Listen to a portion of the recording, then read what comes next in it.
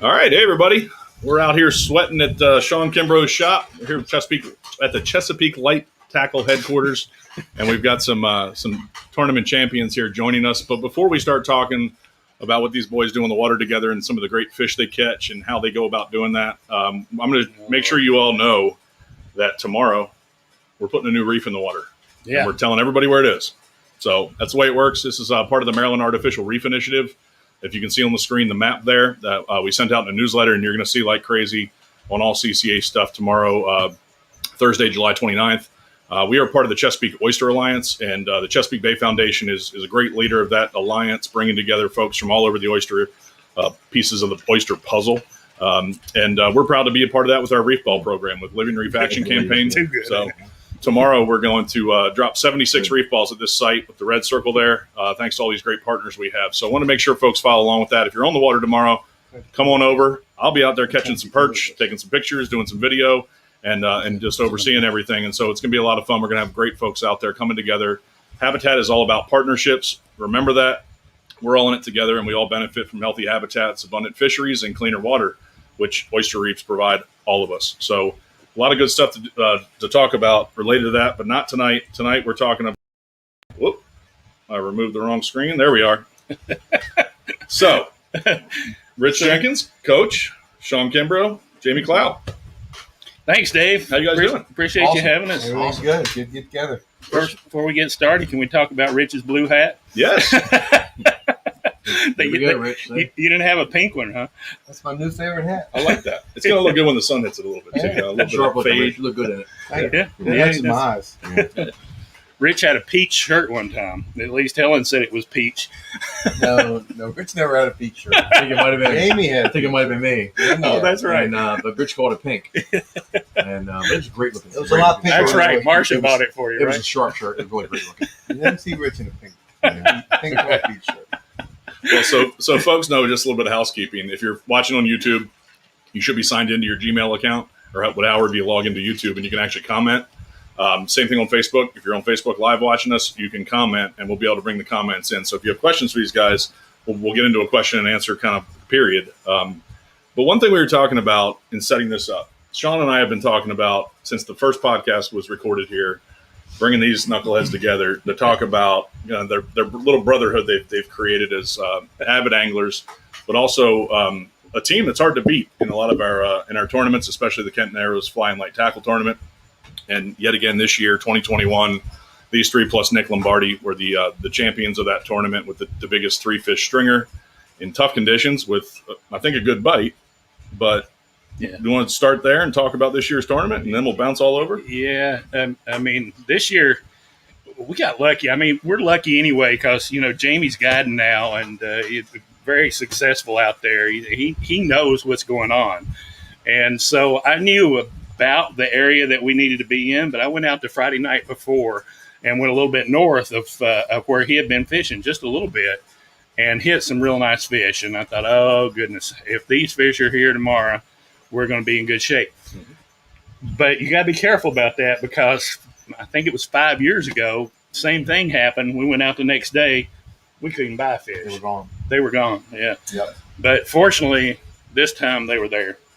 And Joe Evans was kidding me. He said, you guys fished till 9 o'clock and then went to the bar. and we didn't go to the bar at 9 o'clock. We went to the bar at 11 o'clock just to get that straight. The Jetty Bar, right? Well, yeah, we were closer to Rock Hall, but yeah. Okay. Yeah, that's right. I know I saw some pictures, but we got lucky and got some big fish early, and that's kind of the way it's been. So we've had our ups and downs in this tournament, but we've been lucky enough to win it 5 times out of the last 9 years. So.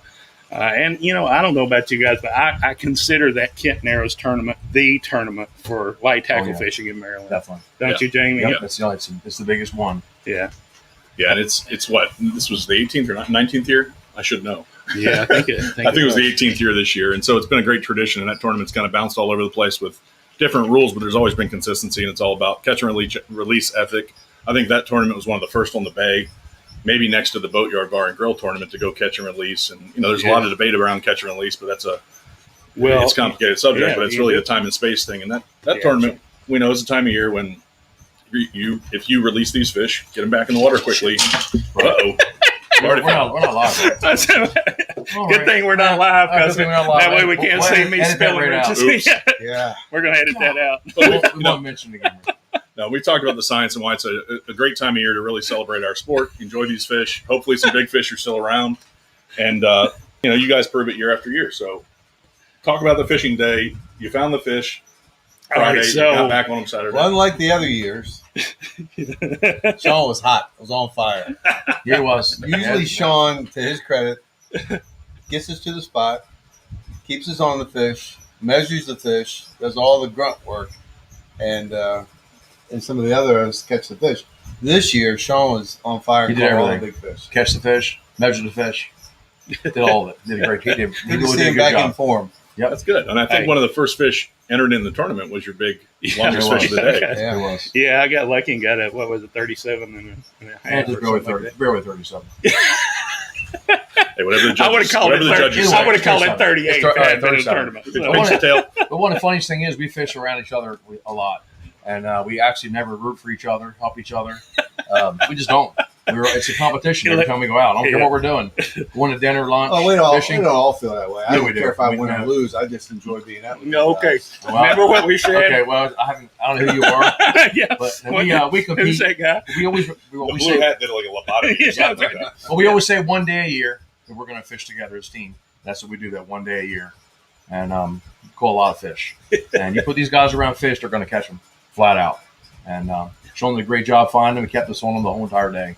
Yeah, well, I was lucky this year. I did hit the fish. I came off I had a rough year. I had COVID like 2 years ago before anybody had COVID, and then two back surgeries. And so I guess I had something to prove this year. I really wanted it this year. So that has a lot to do with it. I mean, it does. It's just like any other sport. Yep. You kind of got to train for it. You got to be into the moment when you're out there, and it's a lot of it's in your head more than it is in what you're actually doing. And the one thing this year was the fish were on the bottom. The big fish were on the bottom. That's right. Yeah. And Shawn Kimbro can catch fish on the bottom. On as well as suspended, everybody. he's not that good, really. No, not very No, good. he's not. He's terrible, honestly. If they're on the bottom, Yeah. suck them on the bottom. And Well, all. hold on. I've been told that, and I've experienced it, that anybody can catch suspended fish if you have a Yes, he can. 5/8 ounce Coach He jig can. head. That's true. I've been told that too, and it's true. You just can't make it happen. That's right. Like when we're competing against each other, I find suspended fish. That's right. We're standing away from the structure because he's going to tear you up on the structure. He can catch them on. No, he can catch them. Well, there's advantages to being the captain of the boat, so I might have passed over some suspended fish to get those fish on the bottom. Now, is Thunder Road always the boat in the tournaments for you guys? Oh, yeah. Always the boat. Yep. It just started out that way, and I mean when we first started fishing together. So this is good, and we should talk about that. So Jamie and I knew each other. First time I met Jamie was via Title Fish, which was an internet mailing list back in the early 2000s. It was pretty popular. Whoop. Hold on. We somehow lost the camera. Oops. Hold on. This is live TV, folks. Press something button to. I think it's an auto shut off thing happening. Yeah, we'll get it fixed. I think you can still hear us. Yeah, I think we Yeah. So we're talking about so Jamie. I got on a hot bite. I'd only lived here for 2 years. This was 17 years ago. Probably close to it. And I'd only lived here for a year and a half, actually. And I got on a hot bite at the sewer pipe above the Bay Bridge. And it was a good bite, topwater bite. So I decided I'd get on Title Fish and tell everybody about it, right? And I did. And I man, you talk about making friends. That's a way to make friends. Get on the internet and tell people about a fishing spot. You will make some friends. So I got a message. I was, Jamie Clough, who's this? And it said, hey, man. I said, I don't know, you do whatever you want to do, but I like to fish that spot too. And I'm not so sure I would give location now on Title Fish with 60,000 anglers. He was nice and respectful about it. But I'm like, who's this asshole? I think it was Jumbo, you found right? out. Yeah, I did. Right. Right. Next day I went up there, and I bet you there were 60 boats out there. There were kayaks trolling up and down the sewer pipe. It was crazy. And so I text Jamie and I said, "Hey man, you're right. I apologize. You were right." So Kevin McMenamin, I think, asked the question that we were talking about. There is a slight delay with Facebook versus what we're doing here, a little bit. But Kevin asked, when you guys fish a tournament, how do you figure out who the team leader or captain is on the crew? And is there the boat owner or somebody else? Well, in this case, it started. It's just the way it started. It's just the dynamic. That's right.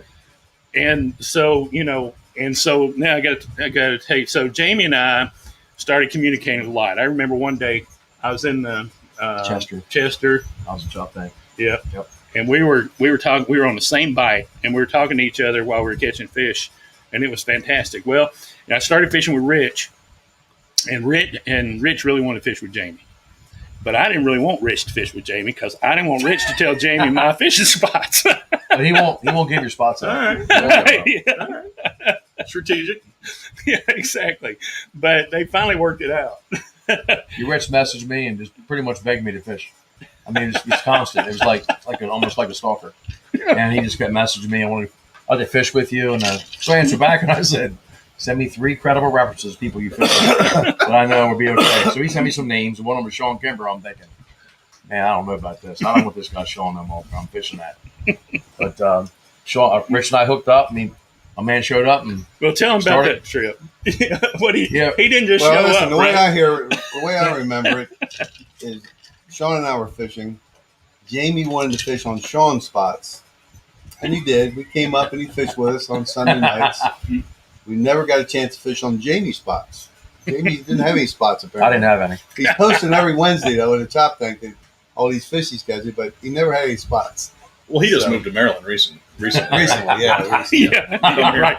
Yeah, But his family's only been here for what, 400 years? Yeah, right. It's pretty recent, depending on the scale, right? Yep. No, I mean, personally, when I first met these two, I sucked at fishing. I had fished all my life. I was a bait fisherman, but I could not. I didn't know how to jig. So these two, I hate to admit it, but they taught me how to jig. We call that the good old days. Then he passed how good we were. He passed us. And then he Started showing off. Oh, yeah. And once he started kicking our butts, we quit fishing with him. Yeah. No, but he had we're fishing the top secret place called I'm not gonna say what it's called. It's in the spring, and we're fishing, and he's not catching very many. So on the way home, he says to me, he says, "Why do you think I'm not catching that many fish?" I said, "I think you need a better fishing rod. I just think if you get a better fishing rod, you'll feel it." And I'm telling you what, he bought that fishing rod. It was like time I turned the switch on. So he started beating us pretty regular. And Shawn texted me and said, "What were you thinking, man? Why'd you tell him to get a better rod?" No. So anyway, so Jamie decided to fish with Rich. Yep. And tell him about that trip. Well, the other thing was when I started fishing with Shawn, I asked, I didn't know which side of the reel really I wanted to fish on. I always used spinning the left-hand side all my life. Yeah. Shawn talked me into using the right hand. The right way. So the first one I bought, I used it. I couldn't cast. I couldn't jig. I couldn't do anything. So they were trying to sabotage me from the beginning. But It I didn't finally work. figured out left hand works for me, and that's the way everybody should be fishing. I agree. Man, it's you Maryland guys. You got it Works all now wrong. than a Rich. Works good now. So I'm right-handed. I reel with my right hand, and that goes back to fishing crankbaits back in freshwater. And we used to use these big 600 series bombers, and it's hard to crank one of those. And so you need to be using your dominant hand when you're cranking, especially since we're using Ambassador 5000s and See, up here we those have old two regular good hands. reels. We don't need one dominant. Yeah, we're dynamic. Yeah. We're dynamic. All right. We but you're right, Shawn, because in the offshore world, almost everything's made right-handed, except for probably some newer stuff. Yeah. But level or lever drag, Tiagras, that kind of stuff for trolling, they're all right-handed. And I think it's that concept. A lot of times you can let the rod holder do some of the work. At least I do when I tune a fish. But you want that strong arm cranking on that reel. Well, in those days we fished the bridge a lot, Mhm. and for me it was if I had the rod in this hand, trying to cast in my left hand, I didn't have the accuracy. Yep. And Shawn taught me that it's where that jig lands there on those pylons. It makes all the difference in the world, and I just wasn't hitting the spot. I'm getting to it, and he's boom in there, he got a fish. I'm trying to get to it, boom, he's in there, he's got a fish. So I finally went to the other side. My casting got so much better when I started using my dominant hand. Yeah. So that for me, that was the difference. Well, that's the thing. Guys bait casters are definitely a little more difficult to use, but very effective for fishing the bottom. especially. Oh yeah, Definitely. Right, and Definitely. buy both. Give them a try. Staying in contact with the bottom of Yeah. the boat is the best. Yeah. and so back to tournaments. First reels we've got on. We're throwing bait casters, and especially when it's a bottom bite, because with a spinning reel, you've got to reel in and cast again. But on a bait caster, all you got to do is push a button and drop that lure right back down on the bottom.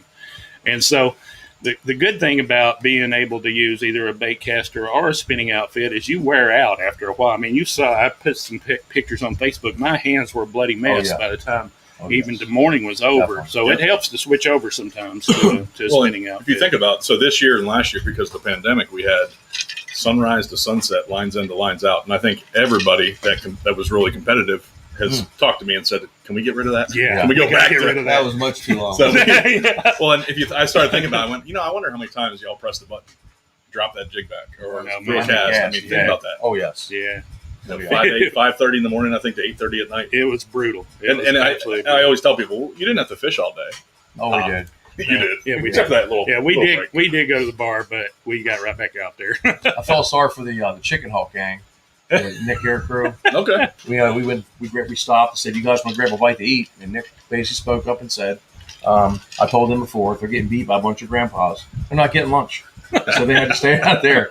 Their boys can fish. They're hammers. Man. Yeah, they are. They keep at it. And I think that was one of the boats that was borderline mutiny, and it was they're- against me they're, for making the tournament too Yeah, long. right. they're too tough, long. man. They're good fishermen. They are. They stay on it the whole time. They're And Ronnie McMorrow and Yes, his indeed. crew, Alex and Yep. those guys. Yep. And a lot of good fishermen. It's Yeah. a lot. oh yeah, I mean, there's a reason why it's cream of the crop that fishes this tournament. There's a reason why people don't fish it. And it's especially tough for a guide. So kudos to you, Jamie, for fishing that tournament. Because, you're a guide and you go out there and you fish in a light tackle tournament and you're a light tackle guide and you don't do well. That it doesn't really look. I mean, everybody That's has right. good days and bad days, but Right. it takes a lot of nerve to go I out there think and we're do just that. out there with for your looks and stuff. Your fishing time. That's a good point. So, so kudos to you for getting out there and doing that. But I tell you, it's a good time. It's about as good a time we do you have a can- good time. can Yeah. have out there. I mean, So, for me, Sean was talking about his health last year. I couldn't finish the tournament. Midway through the tournament last year, I had to get Sean's wife actually to come pick me up and get me out of there because of the heat, and I had a heart condition. It just so this year I was really thankful just to get back out there with these guys and fish again and have a good tournament. So it meant a lot to me. And I'm also the youngest of the three of us, so that's no reason I stick with these guys. They've had a lot of health problems this couple of years. They're my boys, but a lot of I'm problems. the second youngest. well, you may feel the second youngest right now. I think I feel the oldest, but I'm on the mend. So That's right. so That's right. I'm back in the saddle now. So I think I'm good. So, what do you think about so everybody before we went live here? Of course, we're yucking it up and telling stories, and every single time Sean goes, "Wait, we got to talk about that stuff on the on the podcast." And there was one ground rule, and it's the same as tournament day. Tournament day, they're all on the same page. Today, they're all on the same page. We're on the same team, but I think that might get broken. We will see. We will see, because these boys were yucking it up, having a good time before we went live here. Yeah, so we always talk about, the one day of the year we work together. Yep. And I'm not saying there's competition on the boat when Oh, we're all yeah. three out there, Oh, but let's just say there's some selective memory that goes on about Right. when our best days were. Yep. Yeah. I remember Easter Sunday back about, I guess that was 2015, Yep. 16. I did. Yeah, remember that buffet at Old Salt? Yeah. That's what I remember. We went to the buffet at Old Salty's and then went fishing. And I don't know, Jamie might have ate too many crab cakes. I'd have a good day of fishing, but it was all right. But you know what? But you're good when there's a camera around, right? Yeah, that's fine. That's good. He's good with Very the good. audience. You know You what I'm know, talking about? Oh yeah. Yeah, he is good with the Here we audience. go with the tournament. Hold on. We have a question from Wayne Morgan. Will there be any trolling tips? Asking for a friend. You can answer that, Sean. Throwing tip would be give it up while you're still a young man. I don't know. There's people who troll that write books about jigging. So, Another good point. Yeah. But yeah. So I mean, fish however you like to fish. We just like to jig. It's just fun to go out there and cast a lure. I mean, that's what I grew up doing, and you guys probably did too. First fish I caught was casting and retrieving a lure, and I think that's just, I don't know, it just seems to me like pure fishing. And the fly guys will say, no, that's not pure fishing. Fly rotting is pure fishing. And so everybody's got their own, favorite kind of fishing. And there's no right or wrong, but that's what we like to do is to get out there and jig. And we might make fun of you if you, if you're out there trolling. It has to be. Our sport, our community, if people take it too seriously, they're missing the point. That's right. one good thing. You guys yuck it up with each other, have fun. Yep. And in fact, Lisa has a question. Uh-oh. Have Shawn and Rich fished this tournament without Jamie? And if so, what is your win-loss record without him? Oh, she has something like that. I know what it is. You paid her to ask that. I didn't know. No. Well, They've never won a tournament. They've never won a tournament without me on it. We've never. Fish had a couple of them. We did? We fished them without you? A couple of times. That's right, we did. They've never won one without me. Yeah, I'm not saying I'm the reason. He was. Thomas Jamie was a little greedy a couple of years, Good and he point. wanted to make some money that day, and he didn't fish with us. Basically, what it comes down Basically, answer the question of no, 0. That's true. But I'll say this. We fished with Nick Lombardi this year. Yeah. And we also fished with Nick Lombardi 4 years ago and Yeah. won. Nick's 2 for 2. I think we set 2 tournament records. I believe. Every time we fish with Nick, oh yeah, we've in fact the first time we set a tournament record, and I think we were the second best. Nick was the total best this year. free agent out there this year that no one picked up. Well, and he posted it on Facebook, right? I was on He that did. like in 5 seconds. He was. He put it on I saw Facebook that Facebook he for needed a 5 ride. seconds. Yeah, Yeah. so was I. Yes. I mean, I didn't wait. I It didn't worked out wait great. any What was he time doing? like Cutting steaks with one hand and looking on his phone with the other, or was it past post-retirement? Yeah, that's right. I don't remember. All right, what's the here's a good question from Matt Job. What's the worst part of your body you've ever snapped a jig into? Cheek, ear, neck? That's a great question. Have you snapped a jig into each other yet? Rich No. had one in the ear, but that was from Rich went running around. So we had all of a sudden the fish came up breaking on the other side of the boat, and we had rods in the rod holders, and he went running around the boat, caught him right in the ear. No kidding. and he kept fishing. He kept fishing. Wait, it was a dangling jig, or you were casting it? It was No. on top water. It was. I think it was a top water plug, and It was dangling. caught it. Yeah, it was dangling. He didn't even slow down. He's still casting, and then I think caught a fish and reeled it in, and then I cut the end of the. It went all the way through his ear, and I cut it off, and he kept fishing. You popped some hooks out of hands before with the that's- mono trick. The mono trick. Yeah, we've had a few accidents out there. But Rich hit me one time. He was jigging. I told him, on suspended fish, the way you know how to do it, you're doing it right, is if the last jig lands in the boat. You surprise yourself. Yes. I thought that was just me. He hit me right between the eyes. I had my sunglasses on with an ounce jig head. Man, my knees buckled. And Jamie caught me. It didn't hurt because I could hit my sunglasses, but it just surprised me so much. But yeah, we've had a few. We've got a few stories out there. Rich fell out of the boat one time, but I was thrown out of the boat one time. somebody mentioned It was the that. company. That actually was a dangerous situation. Somebody asked about it today In the on dark. Facebook. In It the was dark. in the dark. We were fishing the Boatyard Bar and Grill tournament, and that's opening day. And so it was a particularly cold April, and we went out of Taylor's Island. windy also. It was windy as can be. Northwest wind about 30 knots. And it's hard to get out of Taylor's Island. It's a real narrow causeway. It's hard to get out of there when it's perfectly calm. And so it was dark. I hit the mouth of the causeway, and the boat swung left. I gunned it, and it moved right. Rich saw us. We were probably going to hit a piling, and he ran up to the front of the boat to reach for the piling, and I gunned it again to try to clear the piling, and he went over. So I say he fell out. He says I threw him out.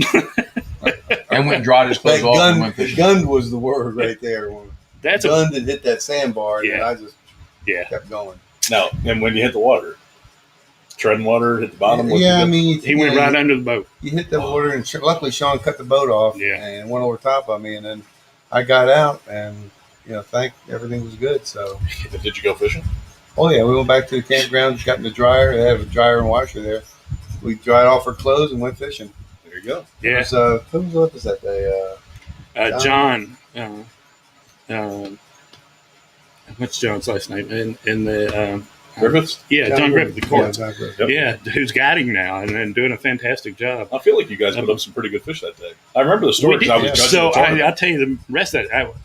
I'd never won the Boatyard Bar and Grill tournament, but I would have won it that day because it was really windy, and so I caught the biggest fish that day, or one of us on the boat did. They made a 2-day tournament. After. And then they decided to make it a 2-day tournament because the trollers couldn't handle it with all that wind that day. I mean, maybe they had flipped a planer board or something.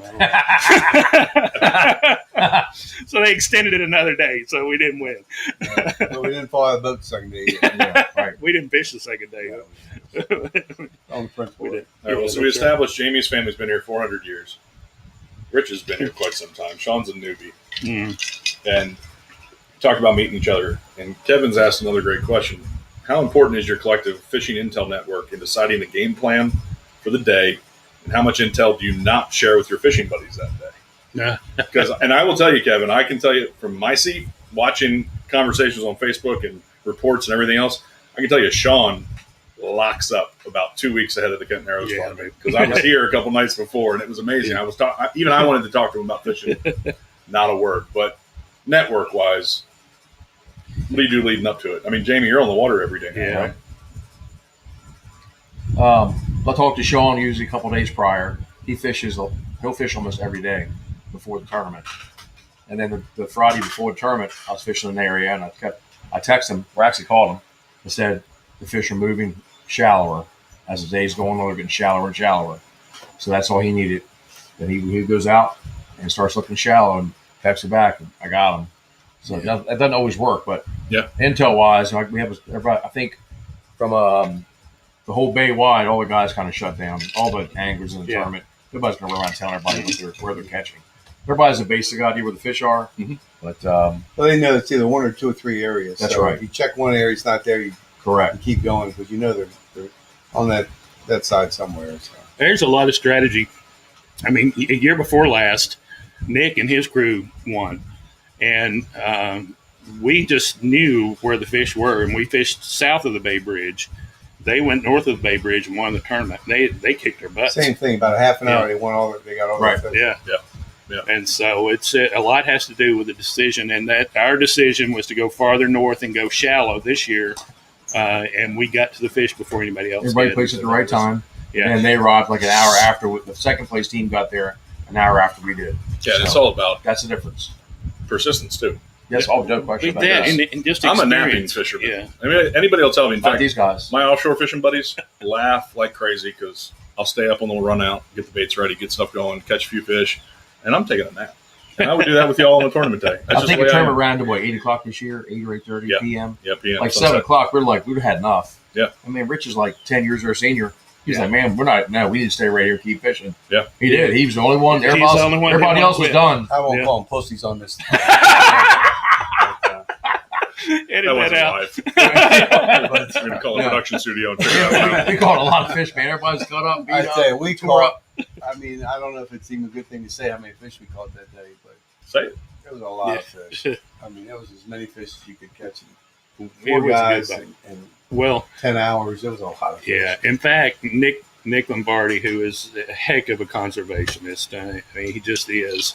And he said, at some point we got to quit poking holes in these fish. Yep. And he was Agreed. right. Agreed. And 100% I mean, agree. you can sift through a lot of fish, but we didn't know it at the time, but we had the tournament won by 7:30.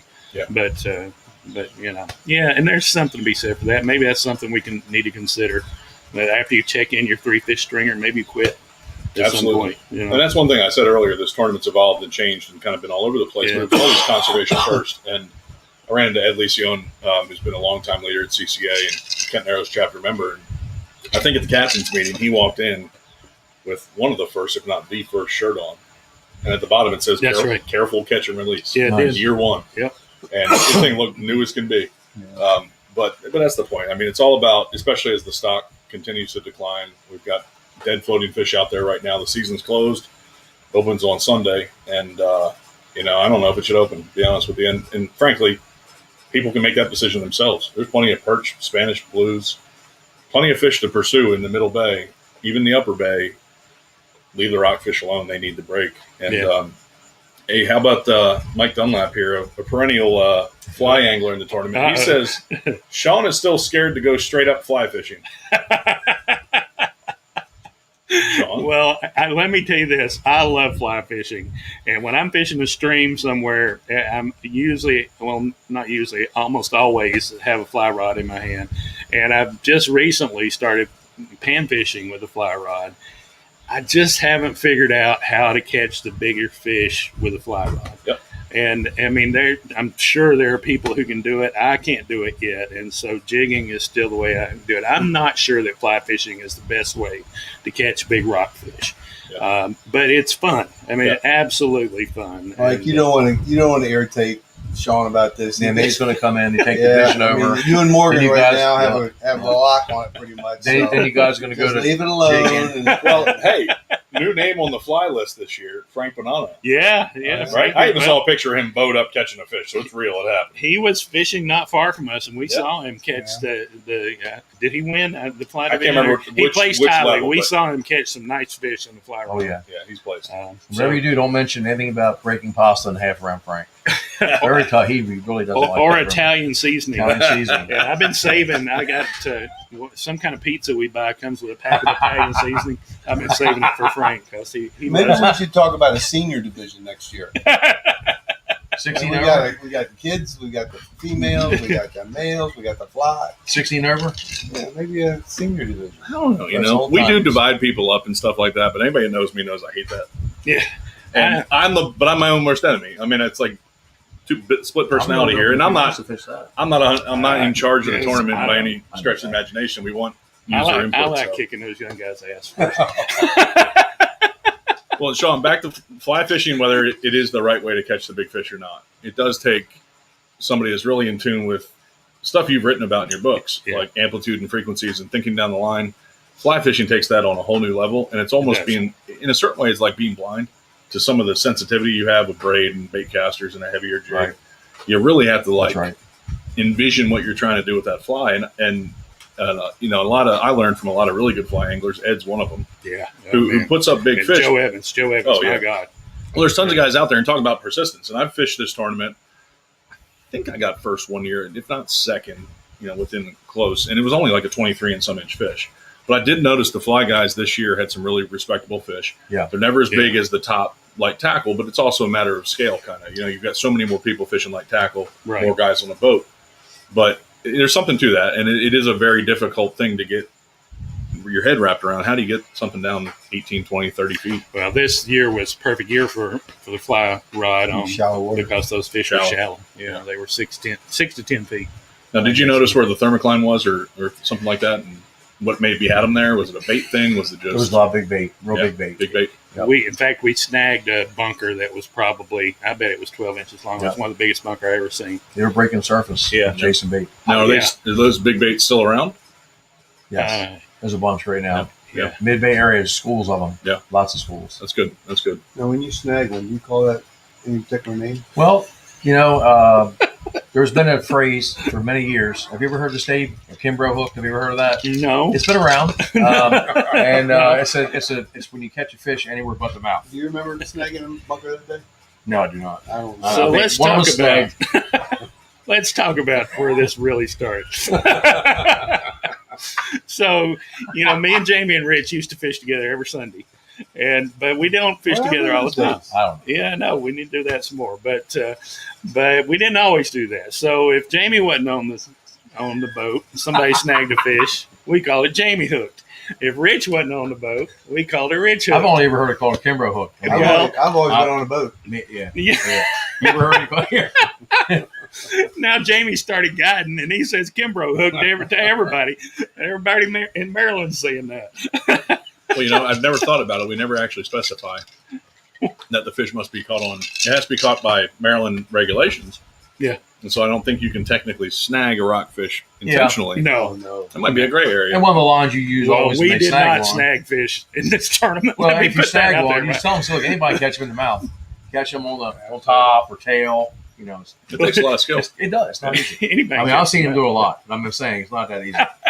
So Joe Evans says, quote, fly fishing is the best way to not catch fish. Jay Evans 2021. I think that one's going down in history. Yeah. That might even be a T-shirt. I Tell Joe can- not to give up. There's always hope. Yeah, that's right. Joe is a hell of a fly fisherman. In fact, when he came over a couple of weeks ago, my son and grandson were here, and he gave them fly casting lessons in the backyard. I've got some video of that, and I cherish it because Joe's got the tightest loop I ever seen anybody throw. I mean, he's just an incredible fly fisherman. Yeah, but can he tie a knot midair like I can? Yeah. I mean, come on, take something. OBrien knot That without does even take trying. talent, yeah. But speaking of winning tournaments in unconventional ways, I won a tournament. This was I think it was a Severn River Rod and Keg Club tournament one time, which there are very few rules in that tournament. And I was fishing with a dude named Evans who lives over there, a great guy. And we fished all day and couldn't catch a fish. We were coming back, and I put in at Mattapeak. We were coming back to Mattapeak, and I don't know if you can see it in the video, but I've got some surf rods hanging up here, and there's a real nice surf rod up there with a pin reel on it. And I caught something out of the corner of my eye, and it was that rod and reel. And I said, I think I saw a rod and reel. And so I made a U-turn and went back there, and sure enough, there's a rod and reel floating in the water. And I reached down to grab it, and it took off. So I ran it down and picked it up, had a 33-inch rockfish on it. I checked it in, we won the tournament. No kidding. And told them it was not against the rules. Unbelievable. So So Charles Mace says, I've heard that Coach held another angler over the side of the boat after being called Dad. Is there any truth to this? We are live. We are live on the World Wide Web. All I can say is he had fair warning. He did. Yep. And I don't want to use names. I mean, his initials are Tom Lagana. And he told me, if you really want to piss off Rich, we're in the back of the boat, what would you do? I said, man, just call him Dad. He doesn't like to be called Dad. He's like, really? I said, tell him you don't like it. Rich hooked up as usual. Tom said, nice fish, Dad. Rich told him, he said, Tom, I'm not your dad. I'm going to tell you one more time, don't call me Dad. So I leaned over and told Tom, I said, tell you what, he wouldn't tell me what to do. He said, I'd do it again. He's like, what's he going to do to you? Just do it again. Tom did it again. And I remember Rich's rod in the holder and Tom hanging over the side. It was in the winter. It was in the fall. His head was about an inch from water. And I told Tom, don't give in, man. He's like, Tom said, get away. Get away from me. I'll tell you something. Rich is a strong Oh, dude. yes, sir. Wait, that was a strike. The second strike. Yeah, second Right. strike. Push him back away from the If plate. he hadn't had his phone in his pocket, it'd been Hey, So there's a long story about that. I posted a video on Facebook today of us fishing above the Bay Bridge, and it was Father's Day, and I called Rich Dad then, and then Jamie might have done that a couple of times, and Rich said, "Hey man, I'm just about sick of this dad shit." That was the last of that. That was the end of that. That's over. we haven't called him Dad And ever Tom since. walked right into it. It was so easy. oh man. So we catch up on questions here. I'm old enough without a couple 60-year-olds. Rich is not that much older than us. We'll say that. You guys, I'll tell you, unbelievable. The days you put on the water, I couldn't do it. I'll tell you something about Rich. You know, he may be a few years older than us, not many, but you know, Rich has a way with the ladies, and he's happily married to Helen. But he has got Happily us. married, Alan. Happily.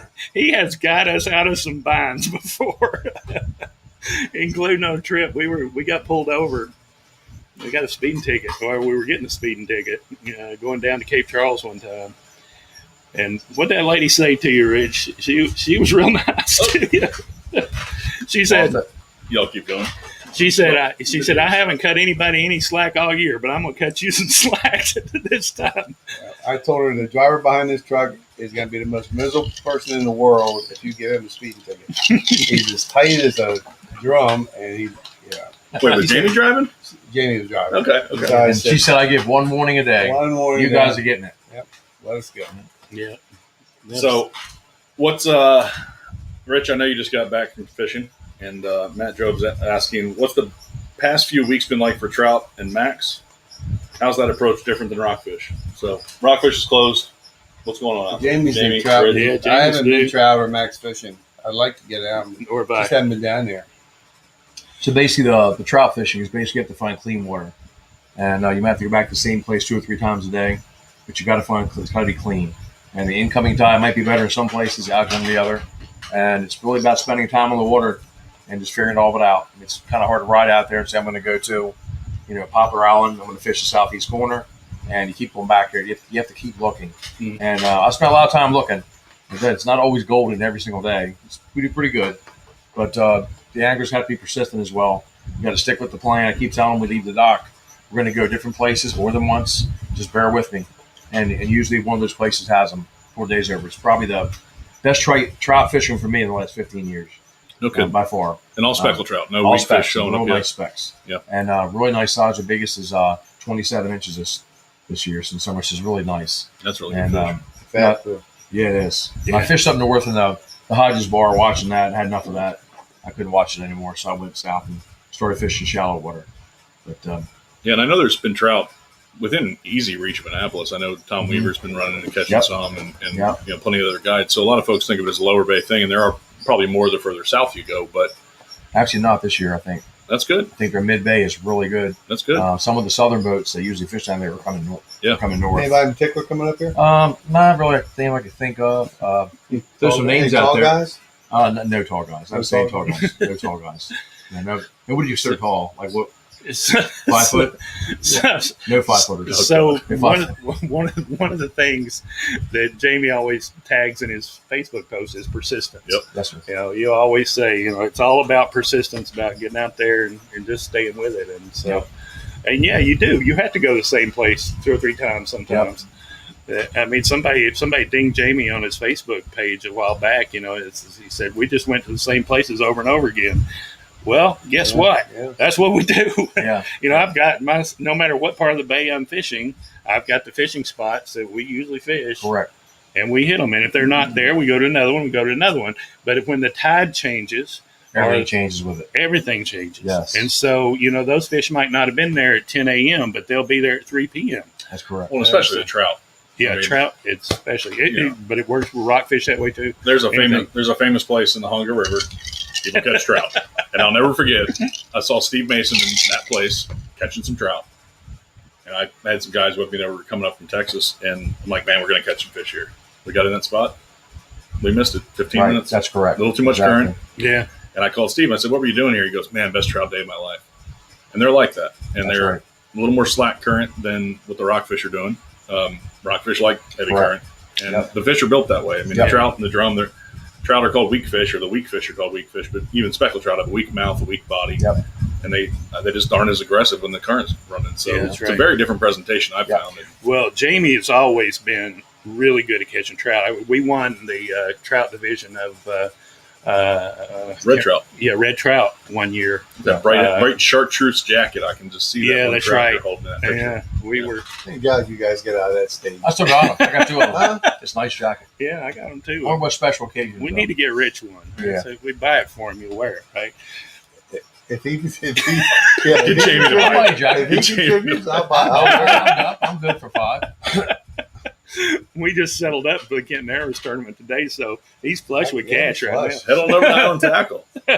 Island Tackle, our sponsor. now. Yeah, man, hats off to Dave for, Yeah, Dave for does a great sponsoring job over there. Absolutely. Yeah. Yeah, we had lots of great sponsors. Coach, this. Yeah. Yeah, absolutely, Coach. Chesapeake Light Tackle. Yeah, we had great What happened, sponsors. Jamie? Oh, I didn't know you were needed sponsors. You guys have fun. You didn't get that email. You're on Hit the me up water. next year. Hit me up next year. No I problem. didn't bring my wallet. I got it. Everybody's got that, buddy. No, so let's keep. So, what kind of tackle?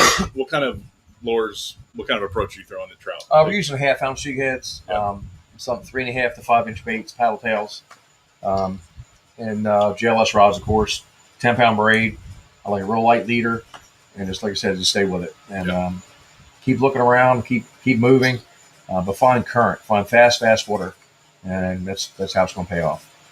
So, Shawn, I remember I saw a post on your Facebook after this tournament of how hard the day was, how much you guys put in, your taped up hand. Oh yeah, and I know you're not a big endorser of different rods, but I saw you say JLS rods. I fished with Ron's. So Ron stopped by one night. He'd been over, I think he'd been to Island Tackle Outfitters and dropped off some rods there. And he stopped by and dropped me off a rod. And he said, just try this out and see how you like it. And I picked it up and looked at it. And I thought, man, I'm going to break this rod on the first trip out. And that's always been my issue with custom made rods is I'm hard on a rod. I wrap them on the, on the T-top. Yeah. I'm terrible about breaking rods. And I feel bad when I give a custom rod back to a guy who's, he's going to have to pay for that out of his pocket, if I give him the blank back. And so, Broke everything he's ever touched. yeah, I Absolutely. have. And the ones I haven't broke, I've thrown all those in the broken water. rods in the corner over there. Yeah. But I was fishing Ron's rod that day, Ron and Jamie's rod. Let me get that straight. Yeah, Jamie and Ron. I think Jamie probably made this one. Yeah. But anyway, and that rod is light and fast. Oh, I mean, it's really fast. Oh yeah. And it's held up. And I've been using it for about a year now. And still, if it can hold up to the torture I put it through, and if you've ever seen my videos or watched me fish, I snap the hell out of that rod. I can't even make that little. Yeah. I can't do that. I tried. Yeah. So I mean, it's kind of a down and up motion, and it puts a lot of stress in that rod. And but yeah, that rod held up, and I think that my top 3 fish would have won the tournament that day that I caught on that rod. So hats off to Ron. I got nothing but praise. Weren't they all on 5/8 Coach Jiggins? They were. They were on 5/8 Coach Jiggins. 5/8 was perfect that day because the water was shallow, but there was a lot of current running. And I don't care to say it, we were at Hodges Bar, and so that bar, it's just a point that comes out in the middle of the channel, middle of this old Susquehanna channel, and so on an outgoing current, man, that gets so much current sweeping over that. So you need a little bit of weight, even in 6 feet of water, to get down, and so you can feel the bottom. You got to feel the bottom every bounce, and you got to feel any change in that lure. And 5/8 was the magic number. And I've heard people say, "Well, what's the difference, between a half and 5/8 or 5/8 and 3/4?" Yeah. It's not much, but in weight, touch wise, yeah. Yes, right. And you got to also think about the plastic you're putting on it, what kind of buoyancy or reaction that may have too. And folks should have every size in their tackle box. Agreed. We experiment. Yeah. I mean, we use everything. So we had 5 to 8 inch baits that day. That's right. And that big, that 38, that 37.5 was on a 5/8 Coach jig head, and I was using a 8-inch Z-Man. Yeah. Okay. Yeah. A pearl Z-Man. I think it was pearl. Might have been. That was a good thought that day. Yeah, and Z-Mans float, so they're really buoyant, and so a 5/8 it gives it a slow sink rate. But there's times you don't want that. I mean, so there's times when I want a BKD on there because I want to pound that bottom harder, or I want to bust them bait because of the added action or something. So it just depends. It depends on whatever the bite is at that time. Absolutely. So Kevin McMenamin asked another question about networks. Yeah. He says he's asked you this before at the Annapolis Fishing Expo, but wanted to ask today, and any of you guys can answer. What do you recommend people to do to build their network of anglers and get the right intel on the water? And I think another important thing to talk about is what not to do. Daggone right. Jamie, what do you do to build a network? To be honest, so just don't spot burn. The spot burning thing is a major issue, especially with guides. Yeah, you're going to take people to your spots and fish them every day. Yep. But just being honest, if guys, there's other people I talk to. I have very many, not that many of them, but they lied to me one time. They're out. It's small. We call it a circle of trust. Yeah. And it's not very big. Yeah. But you get a good network of people, and it's golden. And because a lot of my guys are from the Western Shore, the bad side, and but they're damn good fishermen, and they're legit. They tell you something, it's on point. I never second guess it. Yeah. I know if they tell me this is what's happening, yep, I'm going to do it. And I didn't say anything with them. Yep. And you get a good network, man. It means a lot. You know, they can help when they live over there. It's okay. As long as they can fish, I'm cool with it. Yeah. You got to give as much information That's as right. you get back. That's right. Basically. Yeah. Yeah, you know, the best call you can ever make out there on the water is when you call somebody in on fish. Yeah. And the worst call you can make is if somebody's called you in on fish and you call somebody else in on That's that right. same bite. That's right. Because you just blew your trust. Yeah. You know? Yeah, absolutely. So, yeah, Jamie's right. Trust and just, you know, winning the respect of the anglers out there. Respect is everything. You know, I mean, there's a lot of guys out there who don't even know me that I respect. You know, because I see them. You know, we see people fishing. We pay attention to what's going on out there. Oh, yeah. When I drive across the Bay Bridge to go to work and come back in the evening, I know who's fishing under the bridge, and I don't have to see you fishing to know if you're set up on the pilings right and you're doing it right. I know you're catching fish. Yeah. You know, and so it has a lot to do with respect. And it doesn't matter if you're a pro or an amateur, Right. You know, or if you're just getting started, or if you've been fishing it for all your life. Yeah. So one of the guys, Matt, just said, and stay off Facebook groups. Yeah. And Matt, there's something to be said for that. And I'll tell you from my perspective, being somebody that works to represent anglers and the resource, I just scratch my head sometimes and watch people fighting with each other on Facebook. And I get it. It's unaccountable. You're never going to face that person and you're disrespectful. And it's fun sometimes. I know there's plenty of folks that have nothing better to do but mess with each other. But I still see folks ask good questions on these groups. Yep. And get good responses. And I think in the private messages is where the networks are built quite often. Yeah. And, you know, it's important to turn the other cheek to some of the nonsense on social media because it's it's a waste of time. It's a waste of life. But there's plenty of ways to do it. It's all about respect. And it's all about give and take. And it seems like there's no secrets out there, but there are. Oh, yeah. There are. Yeah, Yes. and I think we all have a love-hate relationship with Facebook. I mean, we all have to do it. We've all, ever since when we started fishing together, we didn't have any kind of financial interest in fishing. Now, Jamie's a guide. I'm selling books. Rich sells jig heads. We've all parlayed this into businesses. Yep. And but whenever it started out, it wasn't that way. But you have to use Facebook to get the message out there. If I post a good fishing report, I sell books. There's no doubt about it. And, if we mention Rich's Jig Heads or Jamie's Guide Service, Yep. people do it. So we have to use it. But, God, I hate it. I just tell you, I do. Yeah, absolutely. So the Ben Nichols would like to know, have I destroyed my fishing career by having 4 kids in 6 years? You haven't helped it, that's for sure. Yes. I can Well, tell you that. I it's have all one. I'll tell you this, Ben. It's all temporary, man, because you're young enough that those kids are going to grow up and become good fishermen, and you're going to have good fishing partners for the rest of your life now. That's right. Get Gotta them to get a drive bigger the boat. boat, Ben. Yep. Yeah, that's right. So, Jamie, if anybody looks at my social media, they can see food. Uh-huh. I must say I truly appreciate that because I've seen one rockfish. I've seen them all. I've seen, one trout. It takes a good trout for me to get, feel like going fishing. Right. The food. You want beer? Yes. Now, do you buy stock photos? Or are these all photos you've taken? What is the secret behind? Some places I've eaten. Yeah. And some are pictures that are sent to me. Okay. I'm not telling any of y'all where they're at. I'm not doing that. You're not It's a pay to spot buy I'm spot burning in You're burning not- places. But No bird. Coupler and Cambridge, I will tell you Are there any that. complimentary ones in there? So give us Complimentary, lots of them. Oh, yeah. Don't tell them nothing. give us one like hidden gem that even people from the Western Shore can pay their toll and come over and check out on the Eastern Shore. One culinary delight. Where does somebody go? That's Old Salty's, man, every time. Old Salty's is bank. Every time. Food's fantastic. Best thing on the menu. Number 1. Crab cakes. Lots of them. You got to get the Not buffet. those stuffed oysters. Oh, the stuffed Stuffed oysters. oysters, I'm wrong. You're correct. Stuffed oysters. I'm allergic to crabs. Stuffed Yes, oysters the most- is what caused that little old lady to have serious physical problems for the rest of her life. Because of how many she had to carry to the table for No, Jamie to eat. Jamie No. knocked her down.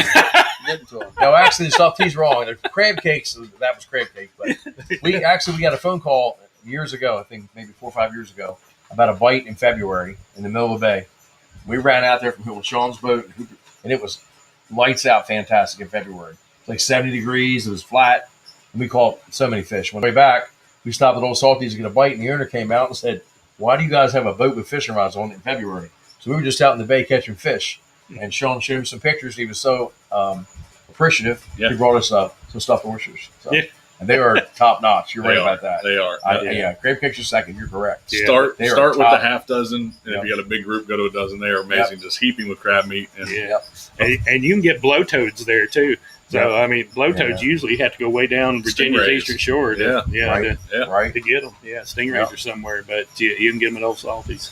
Old Salties is a gem. And CL Marshall, a good friend from Pocomoke City, Tangier Guide Service. Breakfast at Rise Up. That is an Eastern Shore company, right? Absolutely. That's another really good one. Yes, sir. Yeah. Extra Scrapple, by the way. But Extra Scrapple. All right. So just which have- Scrapple brand? They just have Oh, all Greensboro. guys working there. Greensboro? Serving, Greensboro Scrapple. they just have all guys serving the coffee there, right? No. No. Good place to get coffee. Really good food. Uh-oh. I've heard that. Somebody said you aren't allowed at Waterman's anymore.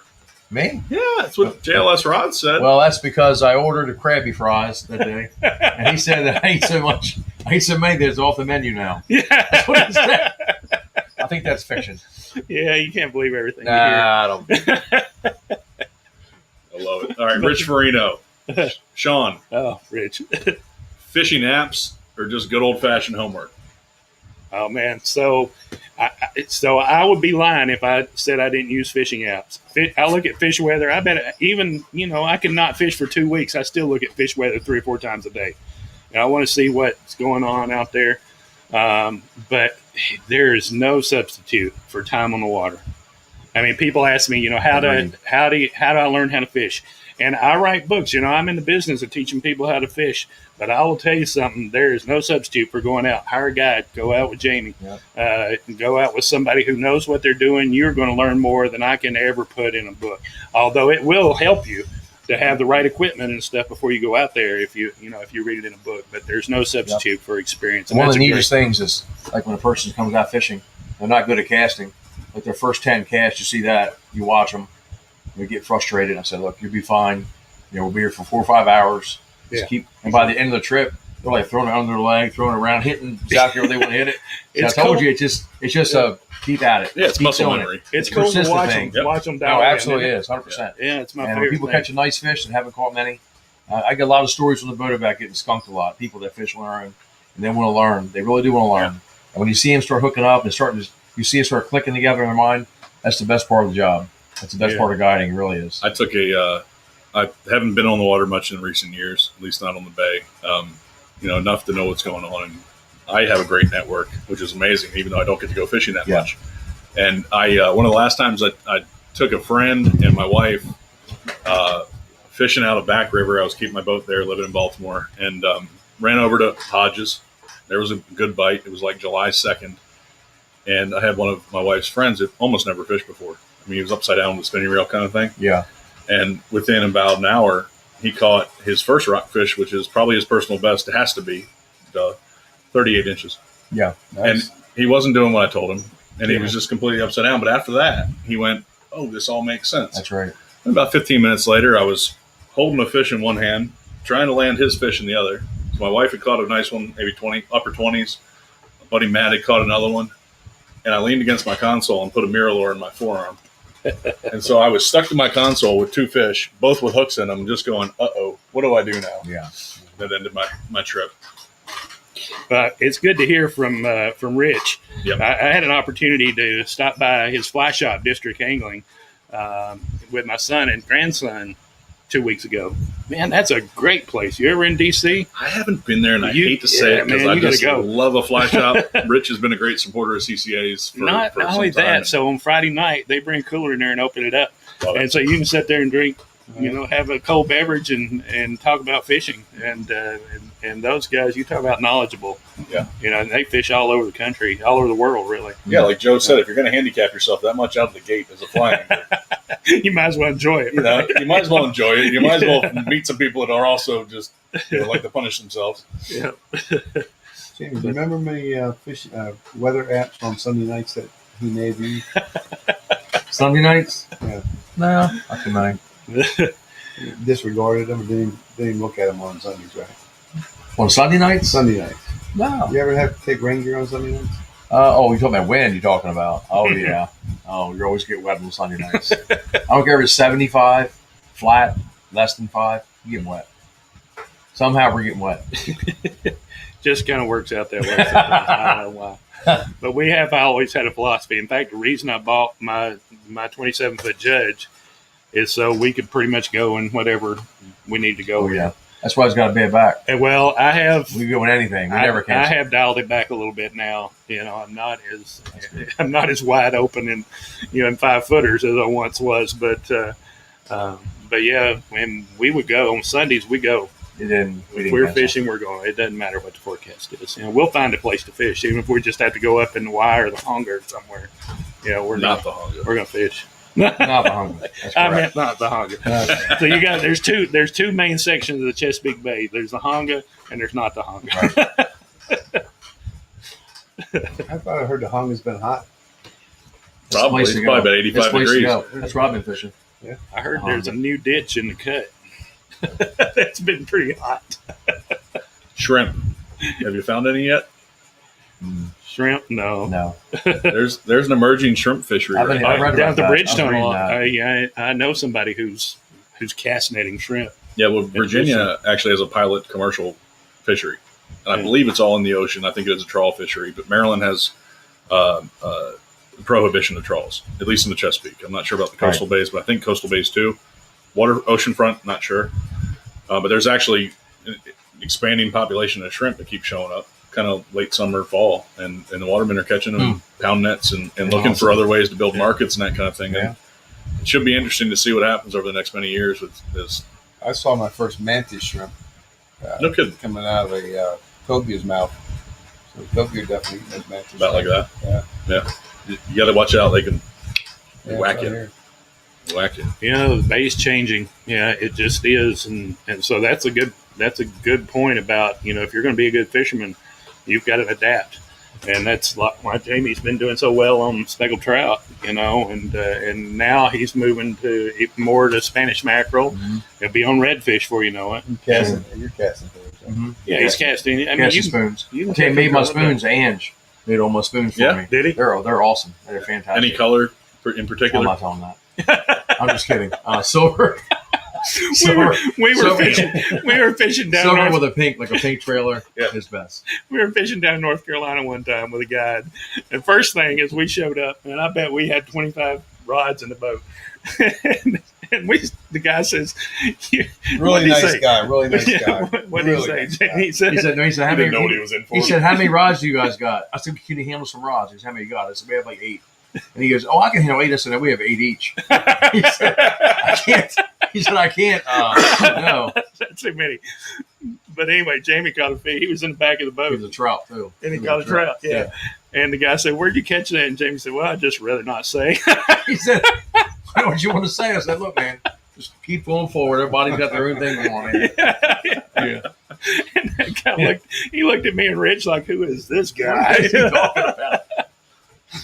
So, Mike Dunlop, the snakeheads interest you guys at all? Have you tried it? I've tried.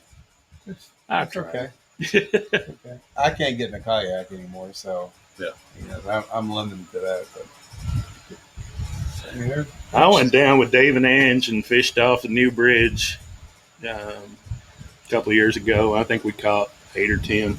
I was throwing a rooster tail. Wasn't nothing to it. No challenge. As far as I'm concerned, I know that there is a challenge to it. You got your bigger ones, probably. Yeah. I haven't done it yet. You haven't done it at all? Have you eaten one yet? Yes. Good. No. And I do know, Pretty good. Shawn and I talked about this before. It's no secret. Snakeheads have nematodes. They have some parasites in Yeah, them. it's getting ready to go there. And that can be off-putting. Yeah. And, I mean, I've cut them out and cooked around them. Gave my wife that filet, that kind of thing. fair enough. But expect that, and that's common in freshwater fish. It's common in all fish. Yeah, Really? Yeah, there's a lot of worms in fish, that's for sure. Yeah. But there's a whole lot of worms. Snakeheads have no natural immunity to parasites here, and so I don't know. Everyone I've cleaned has had them in it, and I know they're not all that way. And from what I understand from you, there's some people who know the right sizes and the right waterways to fish, but they're not. But I haven't found them, and everyone I've ever caught and cleaned has been so full of worms that I just couldn't do it. Yeah. But everybody's different as far as that goes. And, Yeah. and the other thing is I have a moral dilemma when it comes to that because I know I'm not going to eat them, but I don't want to turn them loose because they're invasive. Yep. But I just can't make myself kill a fish just for the hell of it. I mean, I don't get that. Yep. So Yep. that's my other issue with snakeheads. So, But if that's what you like, go for it. No problem. In fact, I'll congratulate you on a good fish. So. Yeah. I mean, I'll tell you, they really do have a nice fillet on them, and I'll continue to cut around the worms because. Well, the first one I ever ate, Jay Fleming brought me. He stopped by and brought me a fillet, and it was delicious. Yeah. And we got to eat them. We got to eat our way out of our invasive species problem until so somebody don't listen to me. Listen to Dave. No, I mean the reality is like Jamie, like I said, we got a lot in common in the culinary world. I mean, I'm overweight for a reason. Not overweight, and but there's something I can't believe when I watch people eat raw fish on the boat. Because I just think, oh my goodness, they don't realize that everything they eat in the sushi bar has been flash frozen. Right. The FDA makes sure that what you're eating it kills anything that could hurt you, and it can still hurt you if not handled properly. Yeah, that's true. And folks have got to understand that, and be careful about that. And so Haynes Hoffman, thanks for chiming in, bud. And it's good to see you. Haynes is a tremendous copper artist. In fact, your pickerel. Yeah, I wish you could see that. Grab it. I will. I was going to say, Haynes is a great guy tucked out there in the hills of North Carolina, a copper artist who's done so much for fishing. And if you have fished any tournaments in the country, especially the East Coast, North Carolina, that's cool. You're going to see a lot of this artwork, the copper.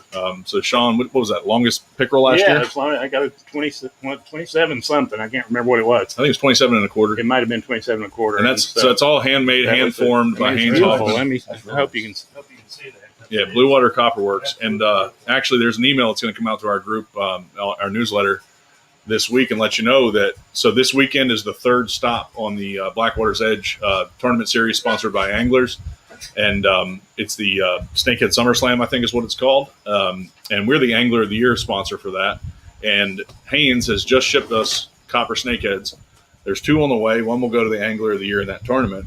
Awesome. And you could probably win that even in the last 2 of the tour. There's 4. We've had 2. One's this Saturday. The other one's upcoming. But anyway, somebody's going to go home with that one copper snakehead, and then we're going to have some fun with the other one, and we're going to figure it out. You're going to have to be required to be a CCA member to win it, but stand by because we do have the Great Chesapeake Invasives Count. So we are out there encouraging people to catch these fish, bring them home, eat them. If you choose to release them, we understand. Don't move them. That's irresponsible and selfish. But bottom line is we got to do something about these fish, and we want to reward you all helping support science through the Great Chesapeake Invasives Count. That is ccamd.org/count. So here we go back into being careful what you eat raw. Flesh-eating bacteria and brain-eating amoebas are on the rise with warming. Careful. You don't need much more warning than that. No, that's true. I saw a map. Somebody, might have been Joe, that posted this week about the high-risk areas in the Chesapeake, and the areas that we're fishing right now is the highest risk. Yeah. So, I mean, I've had my bouts with it, and we probably all have. You got to be careful. I think, and I'm not a doctor, and I don't know the science, but I think that if you've been around the bay for a long time, that you kind of build an immunity up to stuff like that. But on the other hand, I know some watermen who have lost limbs and stuff who have had trouble with it. So it's a real dangerous thing. And it just all goes back to, most everybody knows here that I'm active not only in CCA Maryland, but in the Alliance for the Chesapeake Bay, who we advocate for clean water.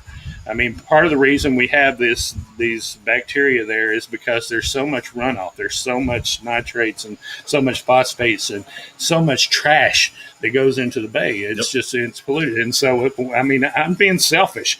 It's not about, it is a way about, I want to preserve it for my kids and grandkids. But at the same time, I want it to be cleaner for me, too. Absolutely. And so that's one of the reasons that, if you're going to be selfish, be selfish about clean water and habitat. Yeah, there's nothing wrong with that. That's right. And fish. There's no question about it. Jamie was just talking about where he finds the trout, right? You're looking for cleaner water. Mm-hmm. Yeah. And clear and clean, they aren't always equal, but there's a lot of different things impacting the bay. And that's another thing. I love Facebook for that. All these experts that find out and they know the exact answer, but I've never seen a single one of them show up, write a letter, or actually speak what they care about to the people that matter. Yeah. And that actually teases us up for a great question from Rich Farino. Question for all of us: your opinion on the rockfish closure. We're starting with Jamie. Tell us what you were talking about earlier today about somebody that called you and asked you about my limits you're talking about? Your limits, yeah. Well, as a running my own company, keep going. The video dropped again. Okay. Now, of course, I'm allowed to have 2 rockfish per person because I'm in the fax program, but I choose to do 1, a limit of 1. And I have a slot 20 to 26. Anything over 26 is going back in the water. Same with trout. I'm a limit of 1 per person. I think it's the right thing to do. It's great to see the trout. I watched the carnage of the rockfish for probably a month in the Hodges area. And you have to actually see that to understand what's going on up there. Yep. And look, I'm not knocking the guys, the charter guys.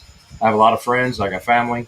I do the same thing, and that's their job, and they're darn good at it. Yep. Most of them are really, really good at it. Yep. But it's kind of wild when I can leave Canton Airs and start heading north. It takes me about 30 minutes to get there, and I pass a dozen boats on the way in before 6:30. They're already on the way in. Again, they're really good at it. Yeah. And I have lots of friends who do this. And no knock on them. I'm just talking about the way we're handling business as far as the rockfish population. I've lived here my whole life, and I would say, in round numbers, our population is about 20% of what it was 10 years ago, in my opinion. Mm-hmm. So when I was younger and I was fishing, the Solomons Island boats stayed in Solomons, and the Chesapeake Beach guys fished Chesapeake Beach, and so on and so on. Everybody stayed in their area. Yep. Not everybody was on one biomass of fish. Right. And they're basically, I would love to see the numbers. I know there's accurate numbers. The fax program is legit. I like that a lot. Yep. And you can send your numbers in. They have real numbers. I've been checked many times at the ramp. I say I'm coming back to Canton. There's a 1. There's a fact checker there. They check it. It's fantastic. Yep. And I would, if I was going to guess a number, I'm thinking 30 to 40,000 fish were probably killed there in a month or month and maybe 5 weeks. And it's something to actually witness to see how it goes down. Yeah. And once again, that's what the guys are paid to do. They're really good at it. Yep. Kudos to them. They're not breaking the law. Knock yourselves out. But my personal opinion, I'm just a guide. I would love to see them go to artificials only. And that's helping my business, of course. I understand that. I like to see the charter boats trolling and not using spot, in my opinion, again. That's where your floaters come from. You're not going to see – I understand the water gets hot. You're going to see floaters from that, no doubt about it. But if the water's so hot, they get rid of all the nets in the northern part of the bay. Get rid of them. Yep. So if that's where the low oxygen levels are. Yes, recreational fishermen do kill fish as well. Understandable. But just because we're allowed to kill 2 fish a person, doesn't mean we have to kill 2 fish a person. Right. That's my philosophy on that. Yeah. Majority of my business is probably 75% catch and release. Very few of my customers want fish, but if they do, they're more than welcome to have one. Mm-hmm. It's great. I like to eat fish as well. Yeah. I'm fine with that. Yeah. You're more about the experience, right? Absolutely. I like to teach. It's fun teaching. I like it a lot. Yeah. And I've explained on Facebook before, and not in an arguing way, but I tell people, look, if you want to go out, you want to get to fish once a year, you want some fillets, book one of those charter boats, the big guys, man, they'll knock it out for you. They'll do a great job. You know, it's a good experience. Yep. Catch your fish and you go home. Now, if you want to learn how to fish on your own and you want to learn some technique and how to find fish on your own, that's the number one question I get, by the way, is how do I find fish without birds? Yeah. Then hire a guide and let them teach you how to do it. Yeah. And there's a handful of guides that are pretty good. Yeah. And they'll teach you. Well, and even fishing with a guide, if you think about the value of the experience versus the expense, a lot of people can't wrap their head around the expense, but buy a boat. Yes. Look out. Agreed. What does it stand for? Break out another 1,000? Agreed. Or is it 10,000? Yeah. Right? And that's the thing. I mean, guides are I sold my boat, my boat that was capable of going on the bay. And if and when I'm ready to get out there more and have time, it's guides all the way. So Yeah. It's a great way to shorten that learning curve. It's a shortcut, too, man. You get out there, they know where to go, where the fish have been. Yep. Have a pretty good idea. I used to fish once a week. But Rich and I would fish on Wednesday, my day off when I was at a regular job. Yeah. And it's really hard to find fish once a week. Yeah. But when you're fishing every day, you have a pretty good idea. Now, I do have some bad days. Yeah. Not that many. And you have a pretty good basic idea where you're going to go, where the fish are going to be each day. And you just kind of track them. And I like how it works. All right. What do you think about the closure, Shawn? Yeah, you know, there was a lot of talking, arguing back and forth about when we were going to set the closure this year. Well, it turns out I think we got it right because we've had the hottest days of the summer. It's been hot. This week it's been miserably hot. In fact, it's hot in this shop right now. Has been really hot. So I know it's hard on everybody, but it also is encouraging people to go out there and chase other species. Yep. I've seen more perch reports than I've seen all summer, just over the last little bit, and that's a great thing. So it's working again nowadays. So good. So yeah, I'm not opposed. I mean, we got to do something. What are we going to do? Yeah. I mean, and a lot of people are went off again. A lot of people are opposed to gear restrictions. They don't want to use circle hooks or something. Well, circle hooks are proven to work. I mean, they will work. Yeah, okay. You're going to deep hook some fish with circle hooks, but you're going to deep hook them a lot less. In fact, the whole concept of catch and release fishing, it shouldn't even apply to bait fishing. If you're bait fishing, you shouldn't even be, you shouldn't even be thinking about catch and release. And especially, I know you have to not cull fish. You have to throw back smaller fish. But when you're bait fishing, most of the time they're going to die. And catch and release has been taking a lot of hits, especially over the last year or so. And a lot of people have latched onto that who are opposed to catch and release and said, see, you're going out there and you're killing fish, all those fish are dying. Well, they're not. I mean, in the summertime when it's hot like this, no, we don't need to be going out there and catching, releasing rock fish. But, there are times of the year where it's like 1/10 of 1% of the fish die. Yep. And especially when you're using artificial lures and you're catching the fish in the mouth. I mean, we rarely deep hook a fish. It's, like 1 out of 100 or something like that is deep hooked. And if that's the fish we keep if we're going to keep a fish. So there's a right way to do catch and release, and there's a wrong way. And bait fishing is the wrong way to do catch and release. Yeah. Yep. Rich, what do you think about the closure?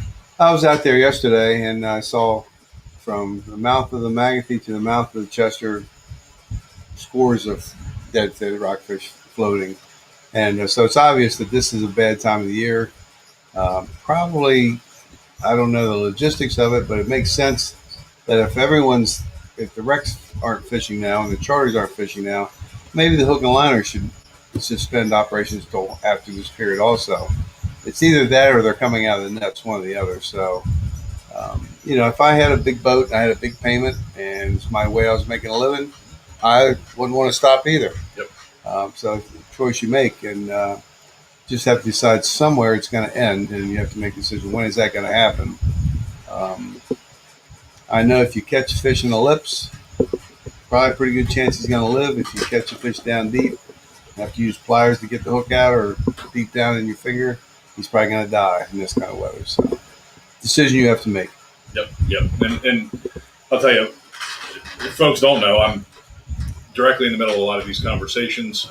I'm fortunate enough to represent the Maryland legislature at the Atlantic States Marine Fisheries Commission, so on behalf of Maryland's anglers. And one of 3 people that sit at the table there. And we have a meeting next Tuesday morning, 9 to noon. We'll be talking about the next iteration of striped bass management. The planned development team is working on Amendment 7. Did I get that right? Yeah, I think. It's been a while. I got some homework to do between now and the meeting. But the bottom line is the Atlantic States Marine Fisheries Commission is taking action. A lot of people are concerned that it's too little too late. I put me in that camp. DNR has fallen short of what I think their responsibility is, both personally and I think it's clear that CCA is upset with the lack of action at DNR for the last decade plus. It's not a new phenomenon. It's not just this group of folks in charge. Unfortunately, we end up kind of in these situations of, in all fisheries management, we're reacting on information that's old, and that's unacceptable. And unfortunately, people continue to make the conversation about one group versus another, even on how you pursue the fishery. And we need facts, we need science. And, I can't tell you how many people, as this debate heats up, come after me personally, and I just laugh. Because the reality is I know the track record of CCA. It's why I personally got involved with it as a volunteer for more than a decade before taking this job. And the reality is, show up, get off of Facebook, show up in the meetings, bring some actual dialogue and experience into what needs to happen, because only through strength in numbers and respectful dialogue will we ever get something good to happen.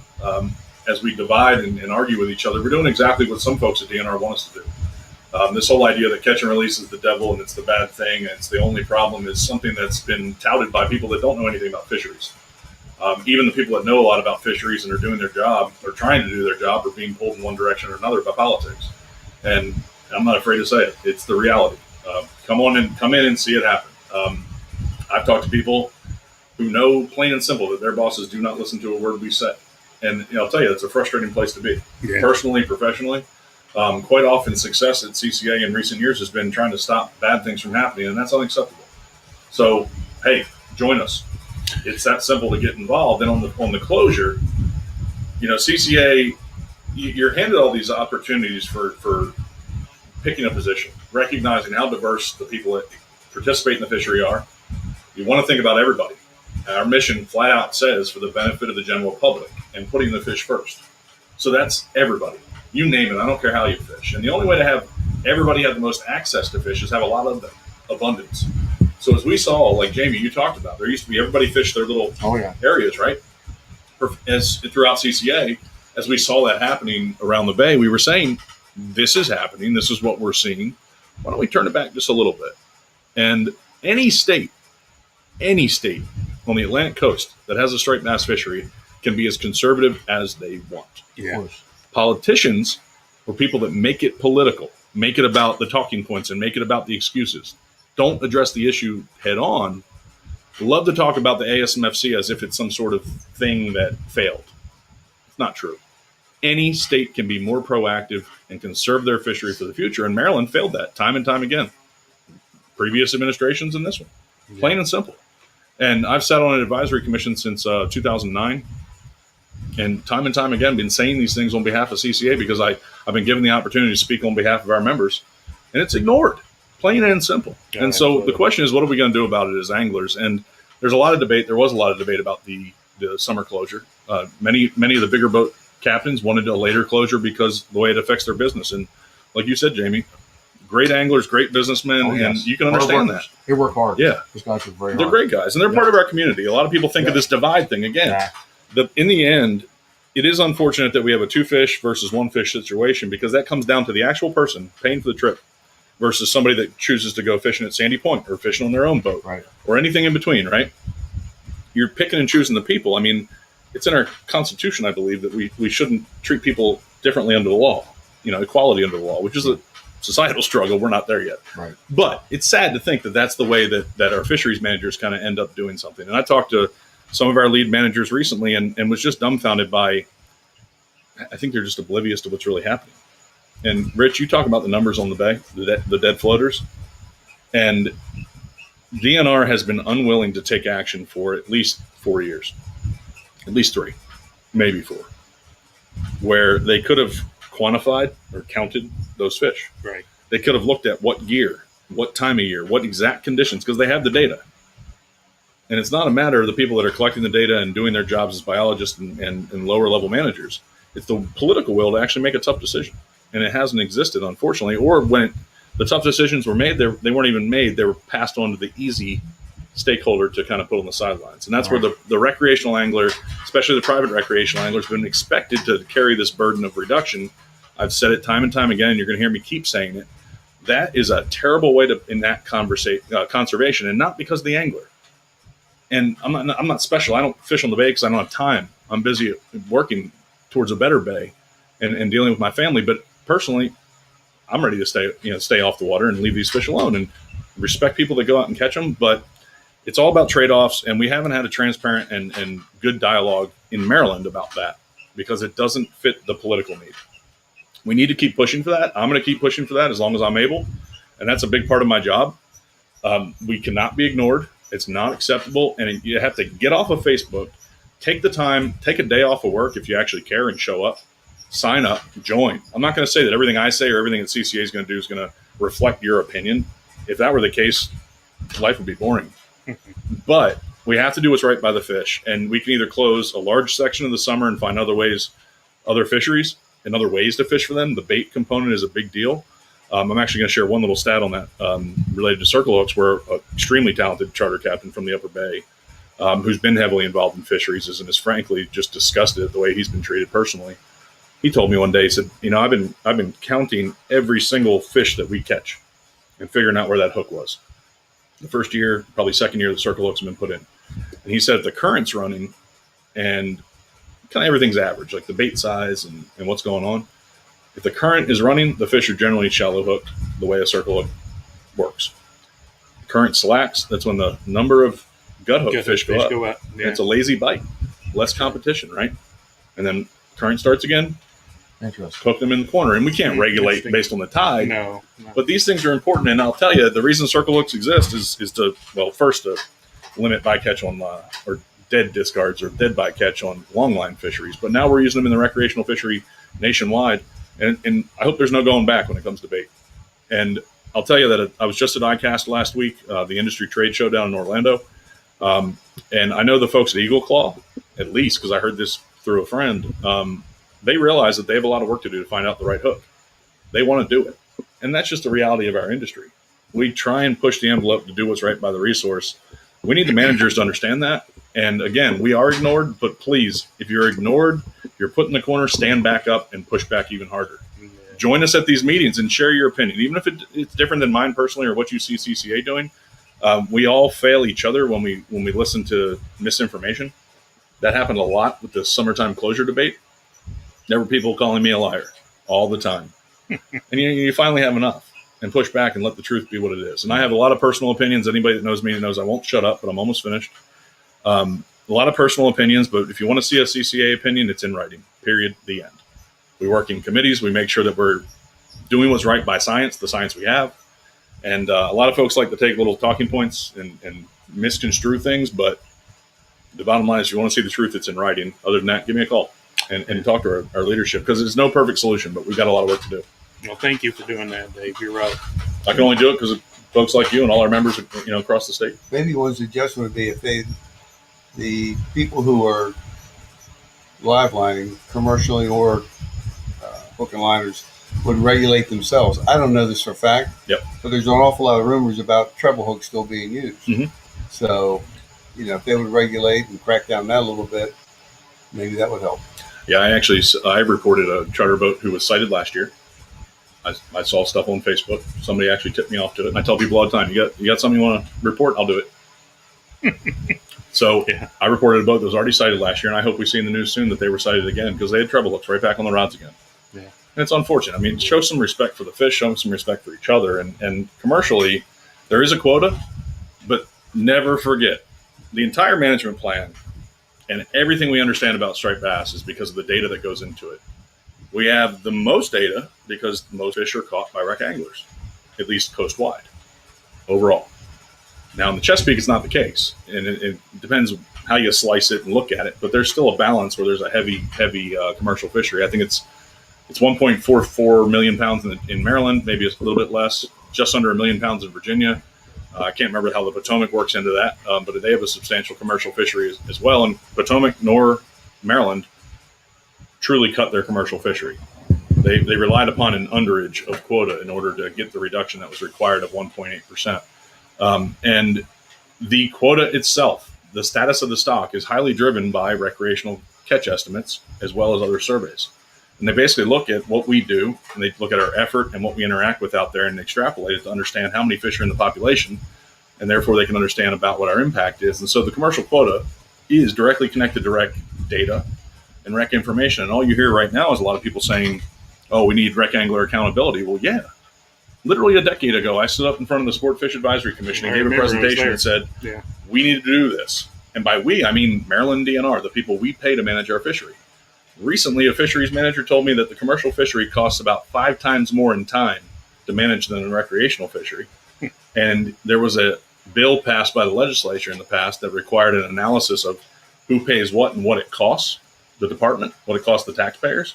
Yeah. And it was recreational fisheries, I think, paid like 110% of our way, where commercial fell far below that. It was something like 40-something% without federal funds and about 60% with it. And so you can say all you want about rec versus commercial all day long. You can accuse us of me and somebody like me being divisive, but the facts are what they are. And it's time to look at those numbers again and figure out what kind of service, customer service, are we getting out of DNR? If they're going to continue to ignore, the work that we all do, and not just CCA, I'm not saying we should get what we want, but you should have transparent process and dialogue that any citizen can engage in. That's what's best for the fish, because the rockfish population is going in the wrong direction and will continue to until nature kind of saves us. Because unfortunately, the people with the authority are not, and This is depressing at this point. But Yeah, it's the long answer to the closure component, Rich. And yeah, thanks, Rich. whoops, what'd you do? So thanks for all you're doing, Dave. And I know you're taking some heat. I've seen some of it, and yeah, I mean, there's a lot of Facebook heroes out there. I'll just say that. And then there's people who are actually working. And, you can make a whole lot more difference. You don't have to agree with everything that an organization does, but you can make a hell of a lot of difference when you're inside than when you're on the outside criticizing. And so, hey, come on. We're just regular guys. Yep. Come on and get on board no matter what. Find somebody you agree with and get there. And if you don't agree with everything, let's talk about it. That's right. Because you might be right. Yep, 100%. But sitting back on and getting all your friends on Facebook, you're never going to win an argument on Facebook. You might think you do, and everybody feels like they have an audience on Facebook, I think. Yep. You might think that you're going to win something. You might gain a few, so-called friends. But that's not doing anything. What's doing anything is actually getting out there and doing the work. And so, yeah. And learning from each other. 100%. Yeah, right. You said that. And I said that a couple times. It's all about, in CCA, we build these committees to learn. And I want nothing more than people reaching out to me to let me know what's going on in the water. You can imagine, because you're out there a lot. I've gotten calls from more captains from more parts of the bay this year that are professionally working for higher industry asking me what the solution is. And I love nothing more, especially sitting at ASMFC, than hearing from these folks I'm chosen to represent. And the direction I get from the legislature is very clear: do what's right by the fish. Yeah. And hearing from these captains that are now concerned is telling to me. Because that slippery slope's been happening for a while, and I'm not sure where the cliff is, and I rely on people on the water. So I want to be proven wrong. So bringing this back to fishing, when you're in an organization, the sum is greater than the parts. When everybody's working together, it's better. And that's kind of the way it is when we're fishing in tournaments. It kind of works that way. I mean, we've been fishing long enough together that we kind of, even if we don't, we do call out each other's weaknesses. We know exactly what each other's strengths and weaknesses are. And even when you don't think you do, you make up for that, and everybody works together as a team. And that's kind of the way it works on tournament day, Mm-hmm. I mean, everybody's got their strengths, and we know what they are. And you kind of push those guys. And we have this thing about working together, and we say we only do it on tournament day, but I think we've honed that over the years, of fishing together. Yeah, every year has been a different spot. We've caught winning fish in different spots, different years. Not always in the same spot. That's why Shawn and Jamie are so good at this. For years they've been finding the fish. And you put people on fish, they'll catch fish. Well, Rich will catch a fish. You get Rich anywhere close to a fish, he'll catch it. And that's just the truth. And so whatever advantage that Jamie and I have on finding fish, then it really helps to have people like Rich on board who's, he's going to catch it. Nick Lombardi, same thing. And Nick can find fish too, but, you get him close to a fish, he's going to catch that fish, So, and Rich. Same with Jamie. I'm going to give you get one lure, one choice. What is that combo? Jig head, colors, sizes, 75% of the time, 3/4 ounce coach jig head, chartreuse and white, with a 7-inch Seaman or 6-inch busting bait, or 7-inch busting bait, or 6-inch BKD. One of those mid-range baits. In the fall, I like the 8-inch Z-Man. Okay. I think that's a great thing. But 75% of the time, I use a 3/4 ounce bait. Yeah, 3/4. Then you make the adjustment whether tide lies. All right, Shawn, your one choice. I got to go top water, and it just so happens I've got one of Ben's lures here, the Lonely Angler. These Zipster spooks. If you're fishing top water, that's the best lure on the Chesapeake Bay. Am I lying? Good one. That's all I got in the back of the box. Do you know what frequency that rattle is? Does he actually rank it like some of the other baits do? Yeah, I do in my head. Yeah, and it's not a real deep. I mean, so what's Bomber? Yeah, Bomber's is deep, has a bigger rattle than that. So you're not really calling in fish with this lure, and we like what is it, the Ghost? What's it called? Yeah. Ghost. I know it's What's the pipe called? I got one right back there. It's a Zipster. Yeah, it's a Zipster. It's a white Zipster. The white one, yeah. Yep, It's the called white. something. I can't remember if it's Yeah. Ghost or what it's called. something like But yeah, so we like that. I mean, sometimes we're throwing bigger chuggers, and they have a deeper rattle. But man, on calm water, when you can throw a spook, I love that look. One lower, Jamie. Well, one thing I found out this year was you can buy a Coach Jig head. I mean, they're the best, of course. But you can get the bargain basement Coach Jig head. And I'll tell you, Like one He has a- eye's in a funny spot. well, it's like things wrong with it. But I'm telling you, I Wait, wish does he pick them up off your I wish a floorboards? famous Arthur friend of mine had never said eyes are good on these things because they are the biggest pain in the ass putting eyes on all these jig heads. I called Rich one time because he said eyes don't matter, and I'm like, Rich, I wrote a whole book about how eyes matter. Eyes that matter. was a touchy subject for a couple Oh, weeks on yeah. Sunday. Yeah. But a Coach Jig head, I like like Rich said, 3/4 with a green skirt. I like that Bustum Bait albino. It's like a light purplish color. Yep. Fat boy. It's bank. So you like a green skirt. Yes, like the color contrast. Okay. I like that. And back when we used to fish, when we first started fishing together, everybody bought BKD jig heads. They were fun. They were all white. Yeah. And I remember we used to open your tackle box and we'd look at each other and say, "You think this is a 3/4 or you think this is a 1?" And we always did that. And Rich is one of the first guys to me that came out and had color Color coded. coded him. You started putting green and white where 3/4 and 1 ounce was pink and white, so you knew what you got. Yeah. Then it went to the next level. We started making different colors, but he was the first one that did that. And the color contrast thing came from Shawn. Yeah. Different colors. Yeah. Yeah. And we used dye on my boat once. Rich spilled a whole container of orange dye in front of my boat. And that was the last time dye was ever on my boat. Yeah, and you can't even find it. It's not even there. You look and it's gone. 3 days of scrubbing. You remember that time? I think we were fishing out of Ocean City or somewhere. Rich got red dye on his hand. Oh, it looked like And a it was crime scene. It was rough, and so every time the boat would rock, he'd put his hand down. I was taking fish off your guys' lines all the way around the boat. Maybe that's what it was. I Yeah. had never seen Rich take a fish off in my life. Man, it did look like Well, when you guys catch one, Yeah. it looked like a crime But a scene. true sign of age of the Canton Harris tournament, though, we never used to have a net. We always, Sean was going to grab it. Right. Now we finally got a We're net using now. it. It's paid off well. We've missed some big fish over the years because we were That's too right. proud to have a net. Yeah. And so now we have a net. Well, Although if we're just out catching releasing, we don't use a net. we're for not that. going to net a fish. Right. Why read the, why take a risk of Right. taking the slime off the fish and stuff? Right. Yeah, I was about to say that the knotless rubberized nets. I think a lot That's of folks right. realize that's a catch and release friendly net, but Yeah. still, Yeah. you got to think about the fins and everything else getting tied up in it. Yeah. And you really want to, especially if you're not keeping a fish, and even if you are keeping a fish, keep your one fish and go catch something else. I'll tell you the back of that trout again, too, the handling of trout this Oh, time of yeah. year. Yeah. And Kevin Joseph messaged me about this, but Yep. you want to wet your hands Yes. before you pick a trout up. That's very important, that kind of thing, because they're very fragile. Beautiful fish, man. They're Well, so especially pretty. in the hot water that Yes. you're going to find them in. Yes. We talked about bacteria, and Mike Dunlop, by the way, Yep. who's an EMT, did say there is no building immunity towards It's probably bacteria. not. Okay. And, sometimes I get ahead of myself, and there's probably not. But There is it's a building comment on immunity. Facebook. It might not be real. There is building immunity to certain types of Certain things, bacteria.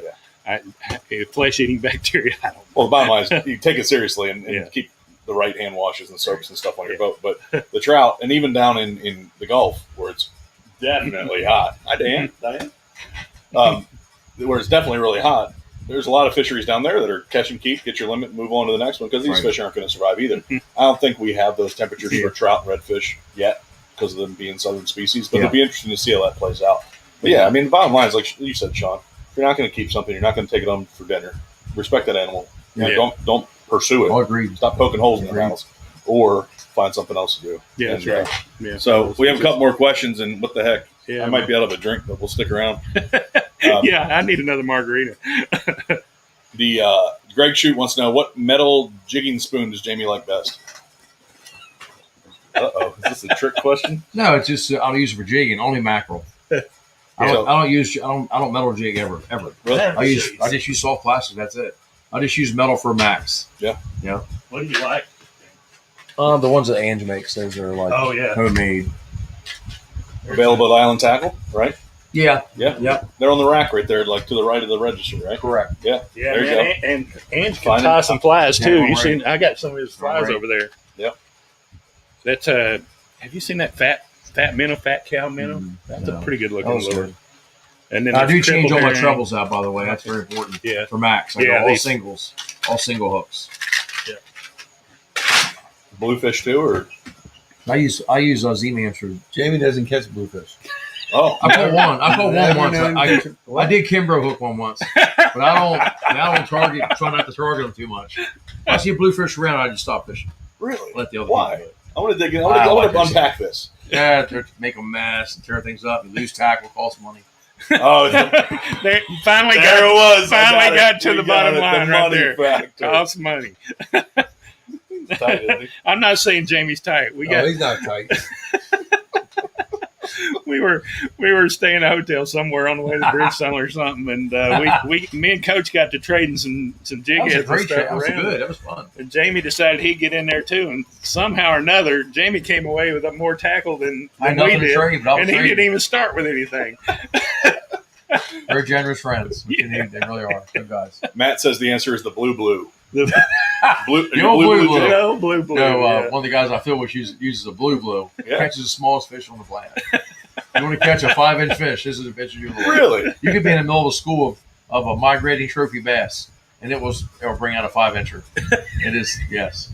Phil Chorney is his lure of choice. You're never going to get any sponsors that way. No, blue. You just I blew don't- your I don't blue want a blue. sponsorship. Now, lots of sponsors I'll take. Blue is not one of them. The first and maybe only place I've seen blues is at Short Tackle. That's correct. Custom rods. Yeah, they have. Billy, yeah, Joe, what that's a great correct. shop. Great supporters of CCA for Yeah. years. And I haven't seen much of them. I'll tell you, I have packs of blues sitting in a drawer in my office. Yeah. And one of these days, I'm going to jig for sea bass with them because that's what I bought them for. Paperweights. yeah, maybe nice for sea Think a bass. nice paperweight. They might be a good sea bass lure. I will give it a try. All right, so how about popping corks? Anybody messing with them up here? Catching trout with them. Trout? Caught a few trout. Catch a few rock in the fall with them. We've caught some big redfish further south Right.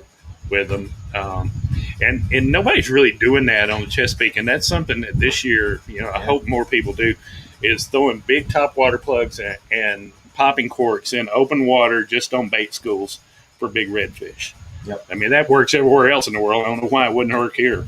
And Just nobody's has the patience to do it, really. where I've done it elsewhere in the world, the elephants eat the peanuts. Yeah. I'll tell you, Louisiana especially, little tiny green paddle tail, like a quarter ounce. Like a quarter ounce GI would be perfect with a little small paddle tail on it. One of those busting paddle tails. He just say GI, Rich? Heavy. Great bait. Lots of great baits on the back. Yeah. But I'll tell you, downsize them, you'd be surprised. Yeah, I agree. And especially, I know the redfish. I talked to a guy in North Carolina today who he said that his guys that both work for him in a tackle business and also fish have more. He said he only counts fish that are citation. North Carolina guys, 40 inches. And he said there's more guys than over 100 fish, 120, 130 fish from the surf this year. He said it's been like unlike any other year. Yeah. And I know the southern end of the Maryland portion of the surf and Assateague. I saw a report from Fishing OC, Scott Lennox. Puts out great fishing reports, and there's some red drum being caught in the surf there. So Bring them on north. Yes, sir. well, and they are the success story of CCA. They are our twisted fish, Yep. Our logo, and that's what happens when you protect breeding Oh, I stock agree. and you keep pushing back against the urge to harvest breeding fish. It takes some time. It takes year classes to roll through, and redfish grow about twice as fast as rockfish in their juvenile years. So that's why we don't see as many puppy drum as we'd like year after year, like we do rockfish. But I think that's changing. So have you caught any little reds yet, Jamie, this year? Not yet. I have not. I just fished for him down in North Carolina about 2 weeks ago. It's a good fishery down there, and I guess it's like the Honga with the grass beds back in the Honga. Yep. They use a Johnson Gold Spoon, 3/4 ounce, half ounce, 3/4 ounce, and they cast it and just bring it real fast over those grass beds. 3 foot of water, 2 foot grass beds, and those puppy drum were just nailing it. Yep. So I bet they're in there, trout or puppy drum That's are in nice. there too. Yeah. There's 11,684, I think, miles of shoreline in the Chesapeake Bay. Yeah. And I'll tell you, there's a lot of area with a lot of really good, diverse fisheries that Maryland anglers don't think about. Especially in recent years, we're going to that one spot that way and beating the heck out of these rockfish. And I'd challenge everybody to get out there and test these techniques that happen elsewhere in our country. Yeah. Do it. The fisheries world is one place that it's very obvious that things are changing, temperatures and weather patterns, etc. They've been fish shifting like crazy, and I think at least with redfish and speckled trout, we'll take it. Yeah. And so we do. CCA's had a tradition of we have the red trout tournament, originally held in Crisfield, and then changed and then canceled last year because of weather. But we are ready in about 2 weeks. You all will see the registration for the red trout tournament. August 15th, it should be live. And the way it's going to work this year is it's out at Buzz's Marina, the September 10th through the 12th. Same format we had in Crisfield, which is we encourage folks to go out there and pre-fish Friday, come out to the marina, book hotels, Airbnbs, whatever you can if you're not willing to drive across a bridge in the western direction. Not happening. But come on down to Southern Maryland is the bottom line. And You've been across the bridge this year, Jamie? I did, but I closed my eyes all the way to the airport. That's right. Y'all went to Florida. I forgot about that. You had to cross the bridge. Yeah, closed my eyes the whole time. Didn't count. Well, so Mike and Chrissy down at Buzz's Marina are going to host us, and so we're going to have a Friday night get together. Have folks come down to the marina. Saturday is the first day of fishing. Sunday is the second day. Saturday night we're going to have a big party, and again September 10th through 12th weekend. And so August 15th, the registration will go live. And when folks register this year, we're doing it a little bit different. We're going to mix it up a little bit. You can register on the 15th when it goes live.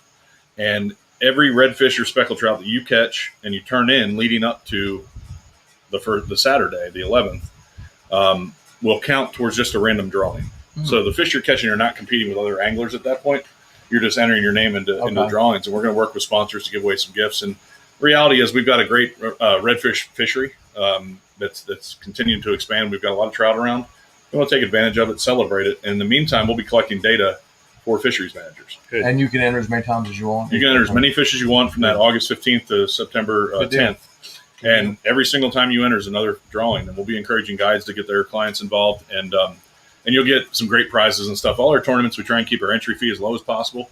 We rely on sponsors and just volume of people to participate to help out and raise the dollars, but we try and put it right back. I mean, those trophies, that's the kind of stuff we want to push back to our winning anglers. So they have something to think about in the future. Remember those good times.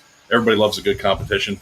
But the red trout's going to be our next tournament. And then we've got a great fishing tournament, the Chesapeake Fishing Open, which came out in its inaugural year in 2019 out of Nick's Fish House. It was the Chesapeake Rockfish Open, but recognizing the impact situation rockfish are in, this is going to be a tournament also out of Nick's Fish House, October 9th. The information on that's coming live here shortly. And that'll be cash prize, rockfish, blue cats, snakeheads. Do that one.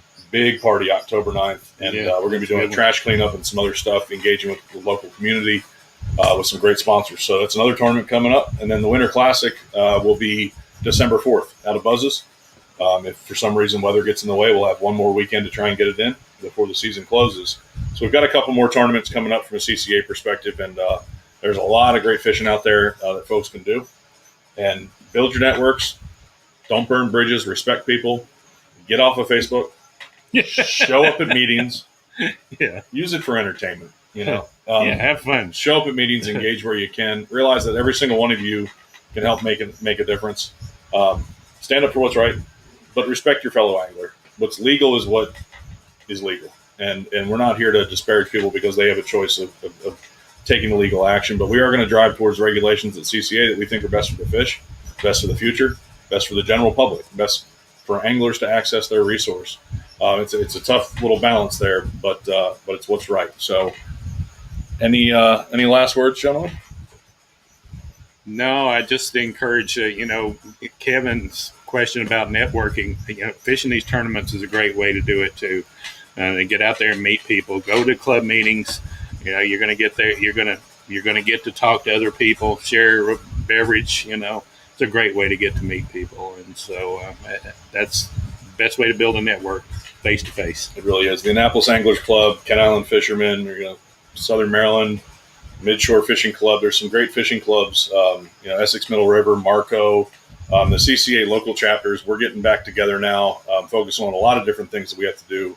Our local chapters are a hub of our fundraising, our local community stuff, and it's been shut down because of COVID and a lot of different complexities. But we're getting ready to roll back. So back in action, you're going to see a lot more coming out of CCA local chapters. And step up, get involved. It's not a private club in any way, shape, or form. No. Show up, bring what you can to the table, bring your perspective, and you'll learn a lot and meet a lot of people, and realize again that we're all a big happy family until we're not. But that's your choice, you know. Let's stick together for the long run. So Great. Thanks for having us, Dave. Yeah, thanks for having us. Yeah. It's great to be here and talking about what's on the line. Thanks, everybody. Join CCA.org or CCAMD.org. And you can check out previous podcasts at CCAMD.org/podcast. We do these monthly, generally the last week of the month. And if you're interested in another topic, you want us to bring in some different folks, I'm all for it. So you can always shoot me an email at david@ccamd.org, david@ccamd.org, and find my contact information on our website. And just, join CCA. It's all about the membership. And heck, you get a great magazine, and you get to be part of the nation's largest organization of tidal recreational anglers and coastal enthusiasts. We're doing great work throughout the country. Tomorrow, again, is going to be a great time to splash a reef. Friday, I'll be working with Captain C.L. Marshall and some great volunteers out of the lower shore area to get the James Island Reef ready to go.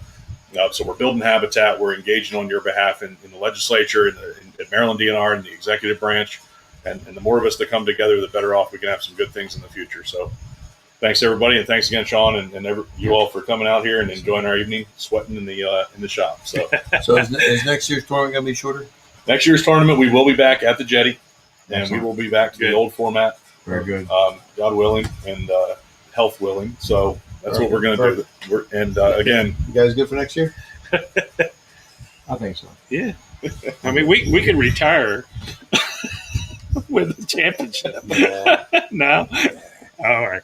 Retire next year. We're in it. quitting's for quitters. We're in it. I love it.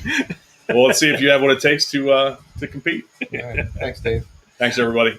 See y'all. Good night. Good night.